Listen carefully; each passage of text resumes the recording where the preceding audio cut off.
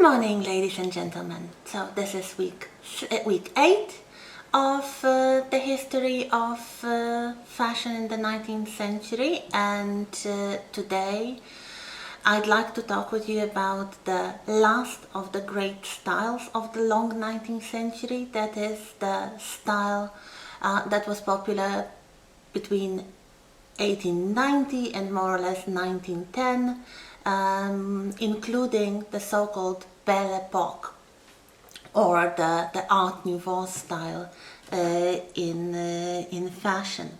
So some of the things that we discussed last week will still continue and will even become more visible. And the turn of the century is definitely the period when the urban life is becoming even more modern, and the society, including, most importantly here, the role of women in the society and the opportunities opening up for women is changing still. In the previous period, women started to gain some rights in education, in employment, in the popularity of certain leisure activities and sports. Now, at the turn of the century, this is even more visible. So some practical arrangements, such as the tailor-made costume and a tea gown, will be even more popular because they correspond with these social changes.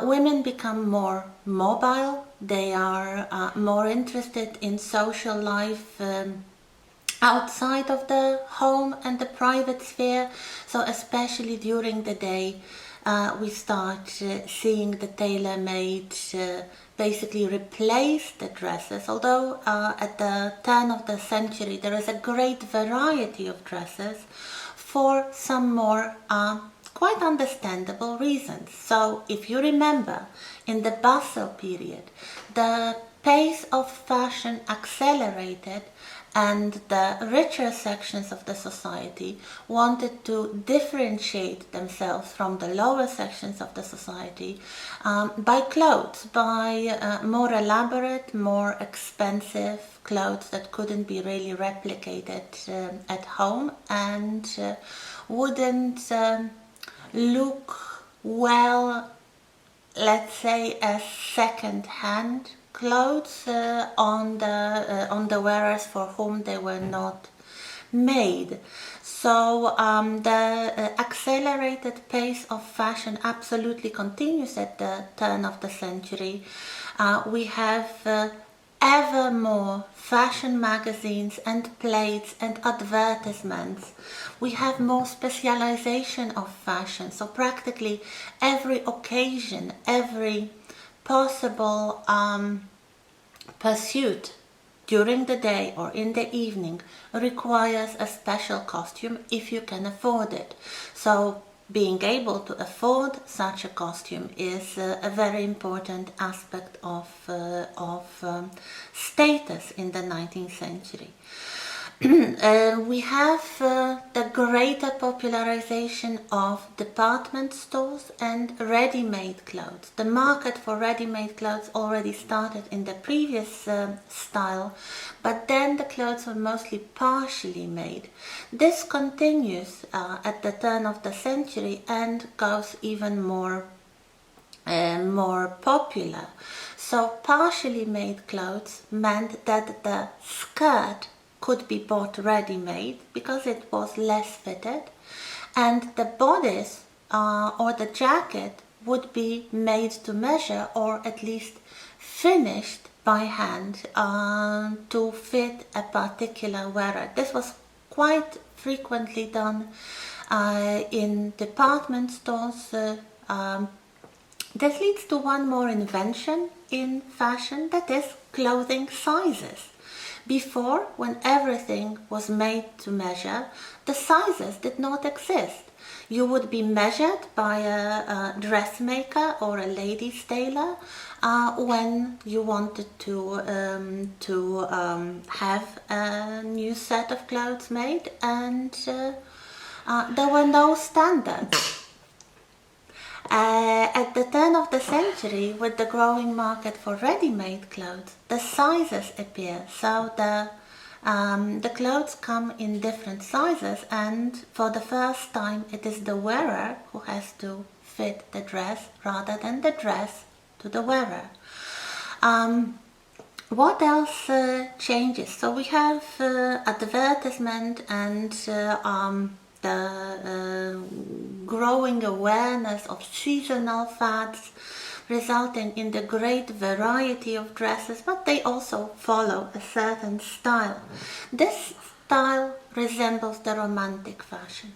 So after the renewed interest in some form of neoclassicism, in this natural form style, which we discussed last week, the natural progression would be a renewed interest in the fashion that followed, that is the romantic style, with the great emphasis on horizontal lines. And we have lots of horizontal emphasis in the 1890s. The hats, especially the big so-called picturesque or picture hats that have very broad brims, they provide a horizontal emphasis. Also the hourglass figure with very emphasized shoulders. The focus on the shoulders starts when the bustle goes out of fashion, first with a small puff at the shoulder seam, then the upper part of the shoulder starts growing, reaching a shape very similar to the leg of mutton style from the Romantic period. So after many decades, when the epitome of femininity was the emphasis on the hips, if you remember the crinoline and the bustle, they all emphasized the lower part of the figure. Now the emphasis is focused most on the upper part of the figure and especially the sleeves. However, the other elements of this costume do not exactly copy the styles of the romantic fashions. First of all, skirts are different. Skirts are definitely longer. So we do not really have the short walking length skirts. Well, you have walking length skirts, but they are shorter than they were in the later 20s or 30s, and their shape is different. They are not dome shaped. They are not full on the hips. Actually, they are quite narrow on the hips and then gently flaring towards the hem. So what they create is a kind of tulip shape, let's say, with narrow, relatively narrow hips and a flaring reaching the bottom of the skirt and the hem. What is important, two more things before we start talking at the about the examples. One thing, this is the era of underclothes. This is the era of seductive underclothes. So when we talk about tight lacing and very, very figure clinching corsets, that's the Belle Epoque mostly. Generally, the ideal woman is very curvaceous, and she has ample bosom and rounded hips, although they are not very wide, but her waist is made very small, mostly, ideally of course, by tight lacing. Again, not all women practice tight lacing, but on average, if we look at fashion plates and even photographs, The waist seems to be smaller and more emphasized than in the previous fashions. The underclothes, the corset becomes probably the most important element of dress improvers. Interestingly, at this time, corsets can come in collars. They are sometimes decorated. Generally, this age is quite seductive, and it focuses on this kind of secretive and mysterious and sophisticated femininity, so that a woman suggests that she has some more secrets that she could reveal only in private or even intimate situations, such as beautiful underwear that only the very select few would be allowed to ever see. So we have those colorful corsets, decorated or in rich colors, and we also have very interesting petticoats that allow for the tulip shape of the skirt, so they are also narrower at the hips and flaring towards the hem, very often with one or more rows of small flounces at the bottom that would support the hem of an otherwise simple and relatively unadorned skirt. So the shape of the skirt would be supported by this very fancy petticoat that sometimes was also made in bright colors, and it would sometimes be glimpsed from beneath the simple, usually woolen skirt in sensible dark colors, especially during the day. You might, when the lady was walking, glimpse a little side of something colorful, something attracting attention in the form of the fancy petticoat.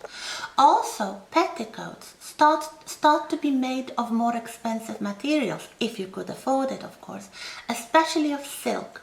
Silk was believed to have an especially attractive sound when the lady was walking, the kind of distinctive rustle of the petticoats, and combined with relatively simple main attire, the skirts, this would create again this kind of erotic illusion that was especially fashionable during the Belle Epoque. Why it all matters? One more thing that we need to address is the changing in the ideal of female beauty, especially if we compare it with early Victorian times, when the symbolic meaning of the feminine beauty, so the attractive aspects of femininity were connected with youth and innocence and modesty. At the turn of the century, this is no longer the most fashionable thing. The ideal woman of the 1890s and the early years of the 20th century is much older. Some fashion historians say that this was the woman in her middle age. This was a woman in her 40s, sometimes even later, if she could continue to have an attractive figure and an attractive face. And this fashion was actually meant to set out the beauty of a mature woman. A mature woman meaning a woman in her later 30s, in her 40s, or sometimes even in her early 50s. So what do we have is, for example, this air of sophistication, which does not really convey the message of youth and innocence, but rather experience, intelligence, certain erotic sophistication and knowledge, which was believed to be more attractive than, let's say, the freshness of of a very young woman, someone in the late teens or early 20s. What else are some details? For example, very high collars. High collars are meant to cover the neck, and actually the neck was believed to be one of the areas of the body to show aging relatively early, so the face could be covered by makeup, and this is also something that becomes more and more tolerated at the turn of the century. The discreet use of face powder and rouge and other elements of makeup, so a kind of nude makeup, but compared with earlier times it's more visible, and of course something that might make a more mature woman look more attractive and feminine. So those high collars in dresses and especially in blouses. We will talk about the tailor-made costume in a moment and how important the new garment called a blouse became. Also the use of jewelry, especially the jewelry worn close to the neck, so also to cover the neck partially, becomes very popular. This is also an element of this sophistication trend, together with very elaborately decorated hats, especially with some sort of natural inspirations, so feathers and sometimes even entire stuffed birds or bird wings. So that's the social and artistic, perhaps even, situation at the turn of the century behind the Art Nouveau style, behind the Belle Epoque style. So a sophisticated, slightly older woman who is a work of art in herself. So let's now look at some images.